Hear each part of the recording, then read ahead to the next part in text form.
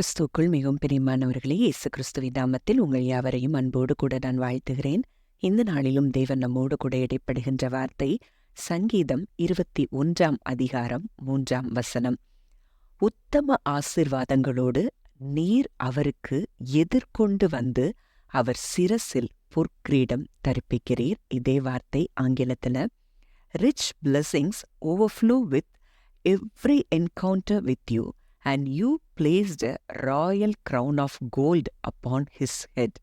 இந்த வார்த்தையின் மூலம் தேவன் இன்றைக்கு நம் ஒவ்வொருவரோடும் கூட இடைப்பட்டு அவருடைய அன்பை நமக்கு வெளிப்படுத்த விரும்புகிறார். இதே இந்த சங்கீதம் எந்த சூழ்நிலையில எழுதப்பட்டதென்று நம்ம பார்க்கும்போது, தாவீது ராஜா தன்னுடைய ஆசீர்வாதங்களுக்காக தேவனுக்கு நன்றி செலுத்தும் விதமாக எழுதப்பட்ட சங்கீதம்தான் இந்த சங்கீதம். அந்த 21 சங்கீதத்தின் 1 நம்ம பார்க்கிறோம், அங்கே கர்த்தாவே உம்முடைய வல்லமையிலே ராஜா மகிழ்ச்சியா இருக்கிறார், உம்முடைய ரட்சிப்பிலே எவ்வளவாய் களி கூறுகிறார். அப்போ இந்த வார்த்தை எதை குறிப்பிடுகிறது அப்படின்னு சொல்லி பார்க்கும்போது, அங்கே தேவனுடைய வல்லமையில ராஜா மகிழ்ச்சியா இருக்கிறாரா. ஏன்னா அவருக்கு கிடைத்த வெற்றிகள் எல்லாம் தேவனுடைய பலத்தினால், தேவனுடைய வல்லமையினால் அவருக்கு உரியதாய் மாறிற்று அப்படிங்கிற அந்த சந்தோஷத்துல அங்கே அவர் மகிழ்ச்சியா இருக்கிறத நம்ம பார்க்கிறோம். அடுத்த 2 வசனங்கள் நம்ம பார்க்கும்போது அது எதை குறிக்குது? 2 முதல் 4 வசனங்கள் வரைக்கும் அங்கே தேவன் அவருடைய ஜெபங்களுக்கு பதில் கொடுக்கிறதையும், அவருடைய இருதயத்தின் விருப்பங்களை நிறைவேற்றுகிறதையும், அங்கே ஜீவனை அவருக்கு கொடுக்கிறதையும், அங்கே சிரசில் பொற்கிரீடம் தரிப்பிக்கிற காரியத்தையும் குறிக்கிறத பார்க்கிறோம். அந்த வசனங்களை நான் வாசிக்கிறேன். அவருடைய மன விருப்பத்தின் படி நீர் அவருக்கு தந்தருளி அவருடைய உதடுகளின் விண்ணப்பத்தை தள்ளாதிருக்கிறீர்.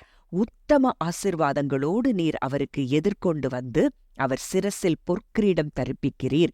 அவர் உம்மிடத்தில் ஆயுசை கேட்டார், நீர் அவருக்கு என்றென்றைக்கும் உள்ள தீர்க்காயுசை அளித்தீர். அப்போ தேவனை அறிகிற அறிவுல இன்றைக்கு நமக்கு கிருபையும் சமாதானமும் பெருகும் என்பதை நாம் நன்கு அறிந்திருக்கிறோம். இந்த 3 வசனங்கள் மூலம் அவருடைய நேச்சரை நம்ம அறிந்து கொள்ளலாம்.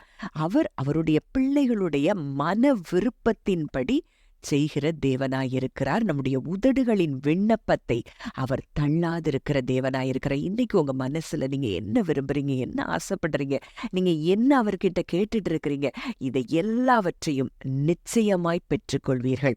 அன்றைக்கு பழைய உடன்படிக்கையின் கீழே இருந்த அந்த தாவீதுக்கு அந்த நிச்சயம் இருந்திருக்குமானால், இன்றைக்கு புது உடன்படிக்கையின் கீழே தேவனுடைய பிள்ளைகளாய் இன்றைக்கு நாம் மாற்றப்பட்டிருக்கிறோம், நாம் பிள்ளைகளாய் இருக்கிறோம். நமக்கு எவ்வளவு தூரம் இந்த ஆசீர்வாதங்கள் நமக்கு சுதந்திரமாகும் என்பதை நீங்கள் அறிந்து கொள்வீர்களானால் உங்க இருதயத்துல அந்த சமாதானம் பெருகும், கிருபை பெருகும், எல்லாவற்றையும் சுதந்திரித்துக் கொள்ளக்கூடிய கிருபையும் நமக்கு உண்டாகும். அப்போ இன்றைக்கு உத்தம ஆசீர்வாதங்கள், அப்போ அவர் இன்றைக்கு நமக்கு உத்தமமான ஆசீர்வாதங்களோடு அவர் நமக்கு எதிர்கொண்டு வருகிறார். அது ஆங்கிலத்துல rich blessings overflow with every encounter with you. அவர் நம்மளை சந்திக்கிற நேரம் எல்லாம் பிளெஸிங்ஸ்னால, ஓவர்ஃப்ளோயிங் பிளெஸிங்ஸ்னால நம்மை ஆசீர்வதிக்கிறாரா. நமக்கு என்ன, நம்ம தலையில ஒரு ராயல் கிரவுன் ஆஃப் கோல்டு, ஒரு சிரசில நம்ம பொற்கிரீடம். அது எதை குறிக்கிறது அப்படின்னு நம்ம பார்க்கும்போது, ஒரு பெரிய மேன்மையையும் மகத்துவத்தையும் வெற்றியையும் அது குறிக்கிறத நம்ம பார்க்கிறோம். இன்றைக்கு உங்க வாழ்க்கையில அப்படித்தான் தேவன் இன்றைக்கு உத்தம ஆசீர்வாதங்களோடு அவர் உங்களுக்கு எதிர்கொண்டு வந்து உங்களுடைய சிரசில் அவர் பொற்கிரீடம் தரிப்பிக்கப்படுகிறதை நீங்கள் நிச்சயம் காண்பீர்கள். அடுத்த வார்த்தை சொல்லுது, அவர் உம்மிடத்தில் ஆயுசை கேட்டார், நீர் அவருக்கு என்றென்றைக்கும் உள்ள தீர்க்காயுசை அளித்தீர். அப்போ அங்க ராஜா எழுதுற, அந்த ஆயுசுனாலதான் கேட்டேன், ஆனா நீரோ தீர்க்காயுசை கொடுத்தீர். அப்ப இன்றைக்கு எத்தனை பேர் உங்களுடைய ஆயுசுக்காக, உங்க குடும்பத்தில் உள்ளவர்களுடைய ஆயுசு நாட்களுக்காக நீங்க கேட்டுக்கொண்டு இருக்கிறீங்க. அவர் என்னதை கொடுக்கிறாராம்? தீர்க்காயுசை கொடுக்கிற தேவனாய் இருக்கிறாராம். அப்போ நம்ம வேதத்துல பார்க்கிறோம், மீனை கேட்டா பாம்பை கொடுப்பேனோ, முட்டையை கேட்டா தேளை கொடுப்போம், இதெல்லாம் நம்ம பார்க்கிறோம். அப்போ இன்னைக்கு ஆயுசுனால கேட்கும் போது நம்ம தேவன் எதை கொடுக்கிறாரா? தீர்க்காயுசை கொடுக்கிறாரா. நீங்க பயப்பட வேண்டிய தேவையில்லை. நீங்க யாரெல்லாம் அதற்காக நீங்க ஜெபித்து கொண்டு இருக்கிறீங்களோ, நிச்சயம் உங்களுக்கும் உங்கள் குடும்பத்தில் உள்ள ஒவ்வொருவருக்கும், நம்ம குடும்பத்தில் எல்லாருக்கும் அப்படிப்பட்ட தீர்க்காயுசை கொடுக்கிற தேவனாய் அவர் இருக்கிறார். லைஃப கொடுக்கிற தேவனாய் இருக்கிறார். ஏன்னா அவர்கிட்ட இருந்து தான் அந்த ஜீவன் வெளிப்படும். அந்த ஜீவன் பரிபூர்ண ஜீவனாய் நம் ஒவ்வொருவருக்குள்ளேயும் இருந்து நமக்கு தீர்க்காயுசை கொடுக்கும் என்பதில் சந்தேகம் இல்லை. அடுத்ததை நம்ம பார்க்கும்போது 5 முதல் 6 வசனங்கள் அந்த ராஜாவினுடைய வெற்றி அவருக்கு பெரிய மகிமையையும் சந்தோஷத்தையும் கொடுக்குது.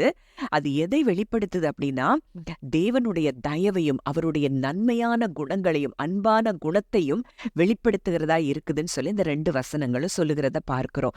அதை நான் வாசிக்கிறேன். உமது ரட்சிப்பினால் அவர் மகிமை பெரிதாயிருக்கிறது, மேன்மையையும் மகத்துவத்தையும் அவருக்கு அருளினீர், அவர் நித்திய ஆசீர்வாதங்கள் உள்ளவராக்குகிறீர், அவரை உம்முடைய சமூகத்தின் மகிழ்ச்சியினால் பூரிப்பாக்குகிறீர். அப்போ இந்த ஆசீர்வாதங்கள் எல்லாம் இன்றைக்கு நமக்கு சொந்தமாக படுகிறதை நீங்கள் விசுவாசிக்க வேண்டும்.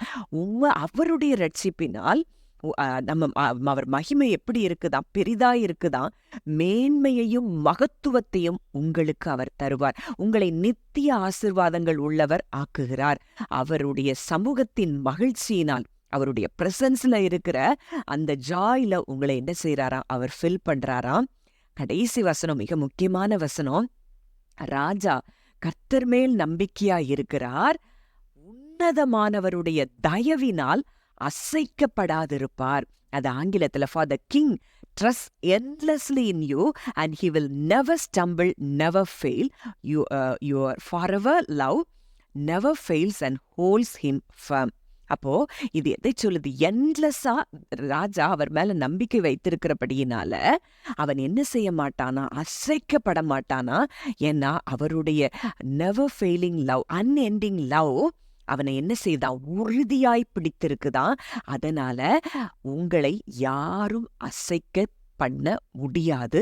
ஏன்னா நீங்க உன்னதமானவருடைய தயவினால் நீங்கள் அசைக்கப்படாதிருப்பீர்கள். நீங்க எவ்வளவு தூரத்துக்கு ஆண்டவரை நம்புறீங்களோ அந்த அளவுக்கு அவர் உங்களை யாரும் அசைக்க அவர் விட மாட்டார். ஏன்னா அவருடைய தயவு உங்களை அசைக்க விட முடியாது அப்படிங்கிறது இந்த வார்த்தையின் மூலம் அறிந்து கொள்ளலாம். கேட்ட வார்த்தையின்படி கர்த்தர் உங்கள் ஒவ்வொருவரையும் ஆசீர்வதிப்பாராக. ஜெபிக்கலாம்.